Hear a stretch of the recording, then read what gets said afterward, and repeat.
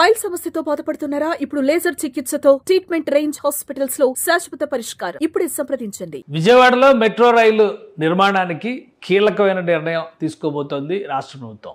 ఈ దిశగా అడుగులు పడుతున్నాయి. ఇప్పటికే ల్యాండ్ ఎక్విజిషన్కి సంబంధించి స్థానిక అధికారులకే అధికారాన్ని ఇచ్చినటువంటి నేపథ్యంలో ఉమ్మడి కృష్ణా జిల్లా పరిధిలో, అంటే ప్రస్తుతం ఎన్టీఆర్ జిల్లా, కృష్ణా జిల్లా, ఈ రెండు జిల్లాల పరిధిలోకి వచ్చేటువంటి విజయవాడ మెట్రో రైలుకి సంబంధించిన భూసేకరణ నోటిఫికేషన్ ఒక వారం రోజుల్లో వచ్చేటువంటి అవకాశాలు కనిపిస్తున్నాయి. ముఖ్యంగా ఎన్టీఆర్ జిల్లాలో అతి తక్కువగా 11.64 ఎకరాల భూమిని సేకరించాల్సిన పరిస్థితి ఉంది.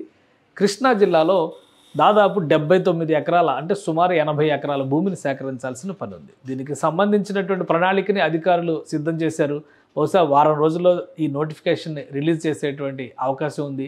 దీనిపైన అధికార యంత్రాంగం చేస్తున్నటువంటి కసరత్తు ఏంటి, ఏ ఏ ప్రాంతాల్లో భూములు సేకరించడానికి నోటిఫికేషన్ ఇచ్చే అవకాశం ఉండొచ్చు ఒకసారి విశ్లేషించే ప్రయత్నం చేద్దాం. మనం ఆల్రెడీ దీనికి సంబంధించినటువంటి రూట్ మ్యాప్ అందరికీ తెలిసిందే. గతంలో కూడా ఇది అనౌన్స్ చేసింది రాష్ట్ర ప్రభుత్వం. దీనికి 2017-18లోనే దీనికి సంబంధించి ల్యాండ్ ఎక్విజిషన్ కూడా వెళ్ళాలనేటువంటి ప్రణాళికను సిద్ధం చేసుకున్నారు. అయితే 2019లో వచ్చినటువంటి ప్రభుత్వం మెట్రో ప్రాజెక్టులపైన పెద్దగా ఆసక్తి చూపించకపోవడంతో ఇవి ఆగిపోయినాయి.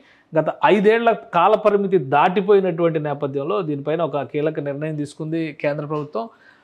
100% సెంట్రల్ గవర్నమెంట్ ఎయిడ్తో విశాఖ విజయవాడ మెట్రో రైళ్లు నిర్మించడానికి స్థల సేకరణకు సంబంధించిన ఖర్చులతో సహా కేంద్ర ప్రభుత్వం ముందుకు వచ్చింది. అయితే 5 ఏళ్ల కాల పరిమితి ముగిసిపోయినటువంటి నేపథ్యంలో మరొకసారి మొబిలిటీ సర్వే చేయాల్సిందిగా కేంద్ర ప్రభుత్వం ఆదేశించింది. కేంద్ర ప్రభుత్వ ఆదేశాల మేరకు రాష్ట్ర metro rail corporation notification release చేసింది. మొబిలిటీ రిపోర్ట్ని సబ్మిట్ చేసేందుకు సిస్ట్రా గ్రూప్ని, గతంలో సర్వే చేసినటువంటి సంస్థను ఎంపిక చేసింది. ఈ సంస్థకి సంబంధించినటువంటి అధికారులు విజయవాడ, అలానే కృష్ణా, ఎన్టీఆర్ జిల్లాకు సంబంధించినటువంటి అధికారులు భూసేకరణ పైన ఆయా మార్గాల్లో అధ్యయనం చేశారు. ఒకసారి రూట్ మ్యాప్ మనం చూస్తే కనుక దాదాపుగా మొత్తం ఒక 25 కిలోమీటర్ల మేర ఫస్ట్ ఫేజ్లో నిర్మాణం జరుగుతుంది. దానికి సంబంధించినటువంటి ఫేజ్ 1A అలానే ఫేజ్ 1B ఇలా 2 మార్గాలుగా విభజించారు. మామూలుగా అయితే 2 రైళ్ళ ట్రాక్స్ ఉండేటువంటి మార్గం ఇది. ఇక్కడ ఫేజ్ 2 మొత్తం పూర్తిగా అమరావతి ప్రాంతంలోకి ఉంటుంది కాబట్టి ఫేజ్ 2కి సంబంధించినటువంటి చర్చ ప్రస్తుతానికి లేదు. విజయవాడ నగరంలో జరగబోయేటువంటి నిర్మాణంలో 2 కారిడార్లు 1B, 1A ఈ 2 ఉంటాయి. మొదటి కారిడార్ చూస్తే కనుక విజయవాడ బస్ స్టాండ్ నుంచి, బస్ స్టాండ్నే ఒక సెంట్రల్ పాయింట్గా ఈ రూట్ మ్యాప్లో తీసుకున్నారు. బస్ స్టాండ్ నుంచి విజయవాడ నుంచి గన్నవరం ఎయిర్పోర్ట్కి ఒక మార్గం, అది 1A కింద డిజైన్ చేశారు. అలానే పెనమలూరు రూరల్ ఏరియాకి వెళ్ళేటువంటి మార్గం ఇది, దీన్ని 1Bగా డిజైన్ చేశారు.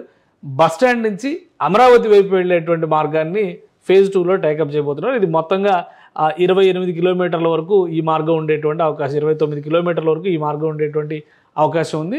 దీన్ని ఫేజ్ 2లో టేకప్ చేస్తారు. ప్రస్తుతానికి ఇక్కడ నిర్మాణంలో చూడాల్సినటువంటి పరిస్థితిని చూస్తే కనుక సెంట్రల్ పాయింట్ నుంచి గన్నవరం రూట్, అలానే గన్నవరం ఇవన్నీ కూడా కృష్ణా జిల్లా పరిధిలోకి వచ్చేటువంటి ప్రాంతాలు. ఇటుపక్క మాత్రమే ఎన్టీఆర్ జిల్లా పరిధిలోకి వచ్చేటువంటి ప్రాంతాలు ఉన్నాయి. సో ఇక్కడ కూడా చాలా వరకు ఎన్టీఆర్ జిల్లా పరిధిలోకి వస్తుంది. మిగతా ప్రాంతం పెనమలూరు ప్రాంతం అంతా కూడా కృష్ణా జిల్లా పరిధిలోకి ఉండేటువంటి ప్రాంతం. సో దీన్ని దృష్టిలో పెట్టుకుని అధికారులు మొత్తం లెక్కలు వేశారు. ఈ ప్రాంతంలో భూసేకరణకు సంబంధించి కేవలం ఎన్టీఆర్ జిల్లా పరిధిలో లెక్క చూస్తే కనుక 11 ఎకరాలు 6-4 కుంటల వరకే భూసేకరణ చేయాల్సినటువంటి పరిస్థితి ఉంది. ఇక రెండవ మార్గంలో దాదాపు 80 ఎకరాల భూసేకరణ చేయాల్సినటువంటి పరిస్థితి ఉంది. ఇక రూట్ మ్యాప్ పరంగా చూస్తే ఇది 12.5 కిలోమీటర్లు వస్తుంది.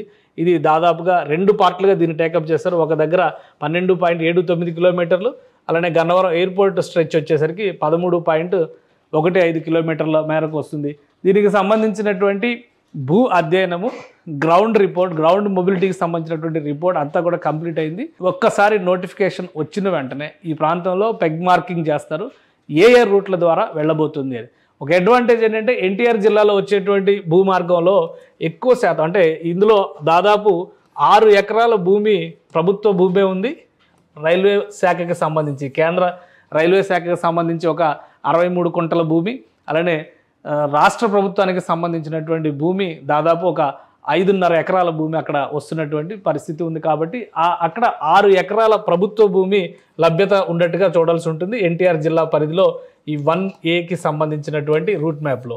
ఇక రెండో మార్గంలో చూస్తే కనుక రెండో మార్గంలో దాదాపు 70 ఎకరాల వరకు ప్రైవేటు భూమి సేకరించాల్సినటువంటి పరిస్థితి ఉంది. ఇక్కడ ఎక్కువ ప్రైవేటు భూమి మాత్రమే లభ్యత ఉంది. కాబట్టి ఈ ప్రైవేటు భూమి సేకరణ ఏ విధంగా తీసుకోబోతున్నారు ప్రభుత్వం అనే దానికి సంబంధించే అంత ఆసక్తి నెలకొని ఉంది.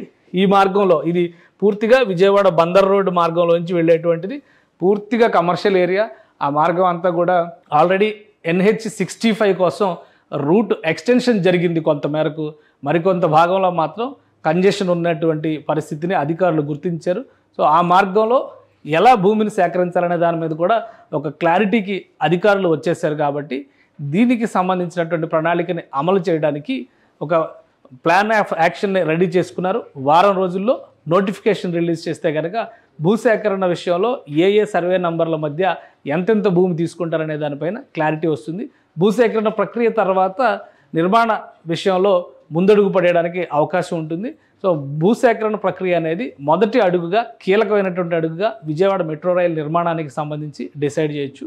అలానే దీంతోపాటు విశాఖ మెట్రో రైలు పైన కూడా ప్యారలల్గా అధ్యయనం జరుగుతుంది. విశాఖ మెట్రో రైలు పైన కూడా అతి త్వరలోనే క్లారిటీ వచ్చే అవకాశం ఉంది. విశాఖ మెట్రో రైలు మార్గంలో కూడా ప్రభుత్వ భూములు ఎక్కువగానే ఉన్నాయి. ప్రైవేటు భూములు ఉన్న చోట, అంటే ముఖ్యంగా కోర్ సిటీలోనే ఈ సమస్య ఎదురవుతుంది. మిగతా ప్రాంతాల్లో పెద్దగా ఇబ్బంది ఉండకపోవచ్చు. ప్రభుత్వ భూములు ఉన్న చోట సులువుగా భూసేకరణ జరిగిపోతుందని అధికారులు ధీమాగా ఉన్నారు. సుమన్ టీవీలో మీ పర్సనల్ అండ్ బిజినెస్ ప్రమోషన్స్ కోసం కింది నెంబర్కి కాంటాక్ట్ చేయండి.